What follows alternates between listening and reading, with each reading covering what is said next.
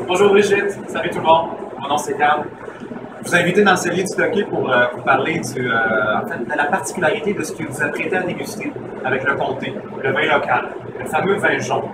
Et le vin jaune, si vous n'y avez jamais goûté, vous allez voir que c'est comme la bière quand on est jeune, c'est comme le café. Il faut l'en goûter plusieurs, je pense, avant d'être capable de l'apprécier. Mais par exemple, si je vous explique ce à quoi vous allez vous attendre, vous allez avoir peut-être une meilleure appréciation. Alors je vous explique qu'est-ce qu'il y en a.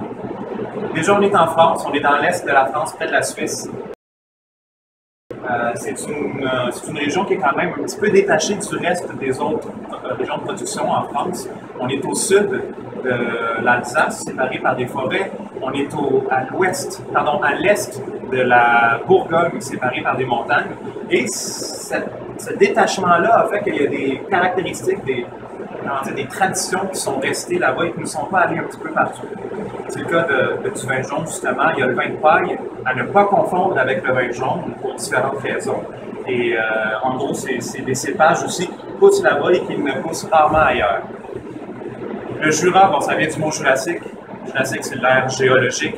Il y a beaucoup de ces argiles, pas des argiles, mais plutôt des calcaires jurassiques sur lesquels reposent les vignes. Il y a beaucoup de marbre.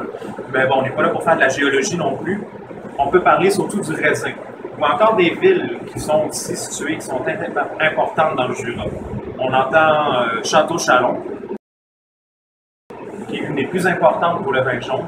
Ce n'est pas un château, c'est une ville. C'est Château-Chalon, c'est une appellation dans laquelle on ne peut faire que du vin jaune. Il y a Arbois, qui est bien connu aussi, c'est la ville dans laquelle comment il s'appelle, Pasteur. Pasteur a grandi là-bas et il a été très important dans la façon de comprendre le comportement des levures pendant la fermentation de tous les micro-organismes finalement impliqués. Donc lui, il a commencé à comprendre qu'il y avait de la microscopie qui se passait dans le jus de raisin qui se transforme en vin. Et il y a aussi Lons-le-Saunier. Lons-le-Saunier, c'est là où il y a la première shop de vache qui rit, si je me rappelle bien. Donc c'est assez important, peut-être pas important de savoir. Le comté est quand même de grande qualité par rapport à la vache qui rit. Tout ça pour dire, en appelant au vin, que le vin jaune n'est fait que d'un seul et unique cépage qui s'appelle le savagnin. Le savagnin, c'est une famille de raisins aromatiques qui tient une grande acidité. Ça, c'est important à savoir parce que l'acidité va aider le vin à survivre dans le temps aussi. Qu'est-ce qu'on fait? Bon, le vigneron, il fait sa vendange de savagnin, normal, en automne. Il fait du vin blanc sec avec ça. Et puis là, il met ça en barrique. Et c'est le cas de beaucoup de vignerons, pour les vins rouges, pour les vins blancs, le passage du vin en barrique. Et un vigneron, rendu à cette étape-là, a besoin de remplir le trou. Remplir la barrique, pas quotidiennement, mais peut-être hebdomadairement ou encore aux 2 semaines. Parce que, effectivement, la barrique, c'est du bois, et le bois, ben, ça respire. Donc, la part des anges, vous en avez peut-être déjà entendu parler, parce qu'il y a trait au cognac. Donc, c'est pareil pour le vin, c'est assez vapeur et on obtient une baisse de niveau de vin dans la barrique. Et il y a un contact avec l'air qui se crée. Et ce qu'on veut éviter, c'est ce contact. Donc, on ouvre la petite bombe du dessus et on remplit. Pourquoi on peut éviter? Parce que c'est la formule magique pour obtenir du vinaigre. Air plus vin. Mais là-bas, ils ne la remplissent pas. Et pour avoir un vin jaune, évidemment, il y a des cahiers de charge de cette épaisseur qui nous indiquent qu'on doit travailler de telle façon et aussi qu'on ne doit pas toucher, donc pas remplir la barrique pendant un minimum de 6 ans et 3 mois, ce qui est vraiment beaucoup. On se croise les doigts.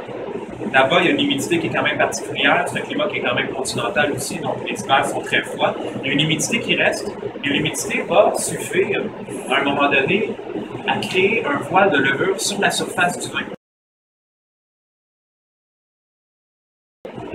Et comme ça, il va y avoir comme un bouclier contre l'oxydation qui va s'être naturellement créé et qui va être obligatoire finalement dans l'élaboration du vin jaune. Parce qu'une fois que le voile est créé, on se croise les doigts pour ne jamais le perdre.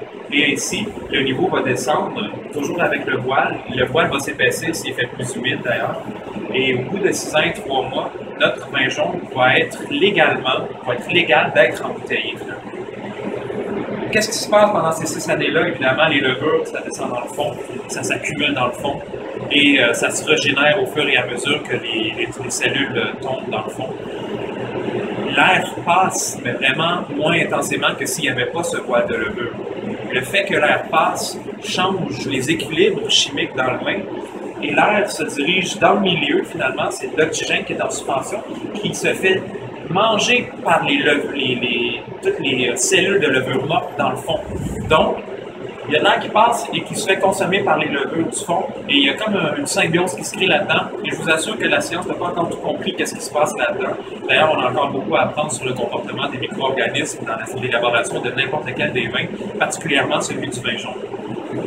Et il se crée des arômes, des molécules aromatiques finalement. Qu'est-ce qui sent le vin? Ça sent les molécules qui sont volatiles avec l'alcool. Et il y en a une qui s'appelle le sautolon. Et le sautolon, c'est justement ce qui est responsable du côté amande, noix, le côté safran quasiment, curry à la limite. Donc c'est très très intense comme nez.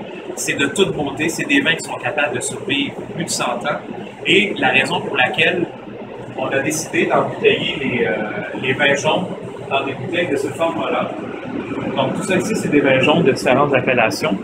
Et puis vous pouvez voir 620 ml ici.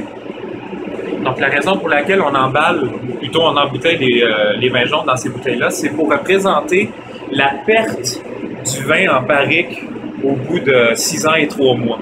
Donc le calcul est simple. Si la barrique équivaut à 1 litre, au bout de 6 ans et 3 mois, il n'en resterait que 62%. Donc c'est une bouteille, même pas 62%, mais disons que l'équivalent serait à passer à 620 ml. Quoi dire de plus? Je pense que rendu là, l'idée c'est vraiment de déguster, de faire des comparatifs, de goûter les vins qui étaient en phase de devenir du vin jaune, mais qui ont perdu leur voile en cours de route. Il y a beaucoup de vins de ce type qui existent un petit peu partout dans le monde, notamment dans le sud de l'Espagne, avec les sherry, ce qui est fino, les manzanilla, des choses comme ça. Donc, je vous souhaite une excellente dégustation. Merci Brigitte d'avoir fait confiance en mon, la peu de choses que je suis capable de faire avec, d'expliquer avec le vin. Et à bientôt. Je vais essayer d'être là, des dégustations à venir pour le coup. Merci.